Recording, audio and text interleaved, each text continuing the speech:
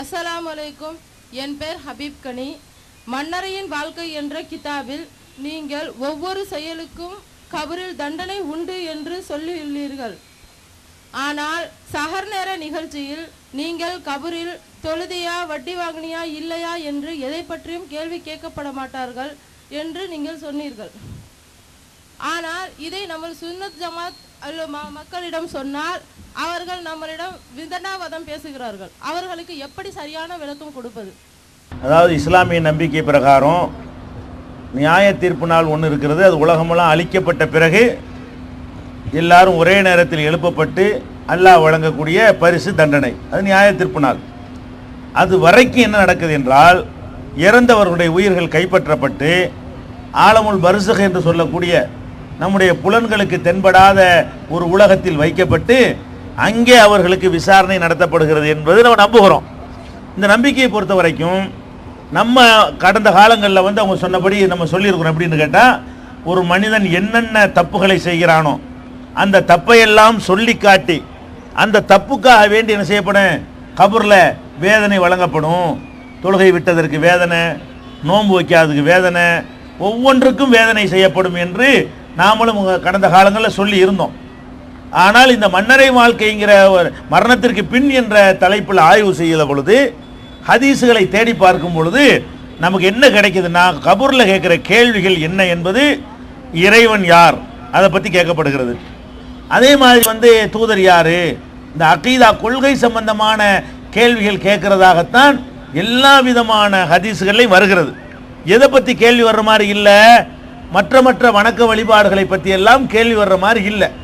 இன்னும் சொல்ல போனால் அந்த ஹதீஸுகளில் எல்லாம் வரும் பொழுது மூமினாக இருந்தால் சரியான பதிலை சொல்வான், முனாஃபிக்காக இருந்தால் அல்லது காஃபிராக இருந்தால் அவன் சரியா பதில் சொல்ல மாட்டான் என்று ரெண்டாக பிரிக்கப்படுகிறது. மூமின், காஃபிர் என்று பிரிக்கப்படுகிறது. மூமின்ல நல்லவன் கெட்டவனு பிரிக்கப்படலை. யார் அல்லாஹ்வை சரியா நம்பி இருந்தாங்களோ அவங்க உன் இறைவன் யாருன்னு கேட்டால் அல்லாஹ்னு சொல்லிடுவாங்க, உன் மார்க்கம் எதுன்னு கேட்டால் இஸ்லாம்னு சொல்லிடுவாங்க. இது யார் உனக்கு வழிகாட்டி யாருன்னு கேட்டால் அந்தந்த உம்மத்துக்காரங்க அந்தந்த ரசூல் பேரை சொல்லுவாங்க.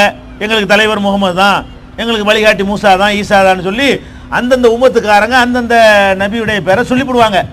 இப்படி தான் கேள்வி இருக்கே தவிர ஒவ்வொரு தஸ்பீஹ், திக்ரு, தொழுகை, இபாதத்து மற்றதுக்கெல்லாம் கேள்விங்கிற மாதிரி ஒன்றுமே நம்ம தேடி பார்த்த வரைக்கும் கிடைக்கவே இல்லை. அதிகபட்சமாக என்ன கிடைக்குதுன்னு சொன்னால், 2 பேர் கபூரில் வேதனை செய்யப்படுவாங்க.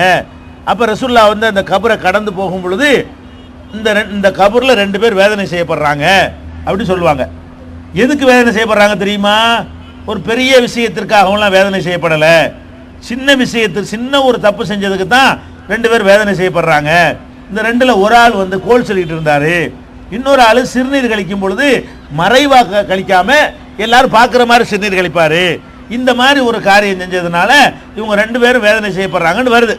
அப்போ இந்த 2 செயல் மட்டும்தான் இந்த பாவத்திற்காக, தப்புக்காக வேண்டி செய்கிற தண்டனை வருதே தவிர வேற யாருடைய வேதனை ரசூல்லா கபூரில் நடக்கிறத சொல்கிறாங்கல்ல, வேற யாருடைய கபூர்லையும் போய்கிட்டு அந்த தப்பு செஞ்சதுக்கு தண்டனை, இந்த தப்பு செஞ்சதுக்கு தண்டனை அவங்க வாழ்நாளில் சொன்னதே கிடையாது.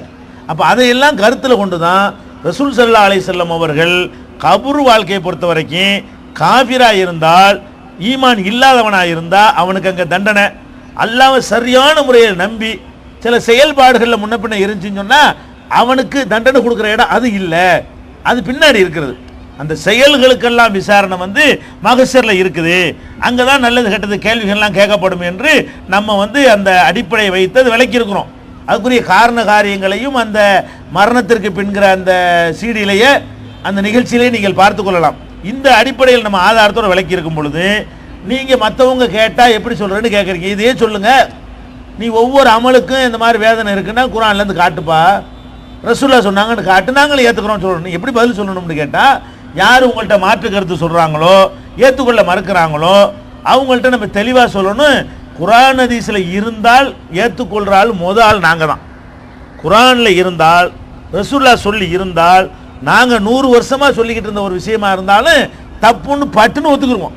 தப்பு தான், அல்லாஹ்வுடைய ரசூல் சொல்லிட்டாங்களா, அதை நாங்கள் ஏற்றுக்கிறோன்றோம். அப்படிங்கிற அடிப்படையை விளக்கிட்டு அவங்கள்ட்ட நீங்கள் ஆதாரம் கேளுங்க. ஒவ்வொரு அமலுக்கும் கேள்வி கேட்கப்படும், தொழுகைக்கு கபூரில் கேள்வி இருக்குது, நோன்பு கேள்வி இருக்குது, ஜக்காத்து கேள்வி இருக்குது, அல்லது ஒவ்வொரு அமலுக்கும் பொதுவாக ஒவ்வொரு அமலுக்கும் கேள்வி இருக்கிறது அப்படின்ட்டு ஒரு ஆதாரத்தை காட்டுனா முதல் ஏற்றுக்கிறால நாங்கள் இருப்போம். ஆதாரத்தை காட்டலைன்னு சொன்னால் இல்லாத நீ எதுக்கு சொல்கிற அப்படின்னு கேட்டீங்கன்னா அவங்க தெளிவடைஞ்சிருவாங்க. அதான் அதுக்குள்ள பதில்.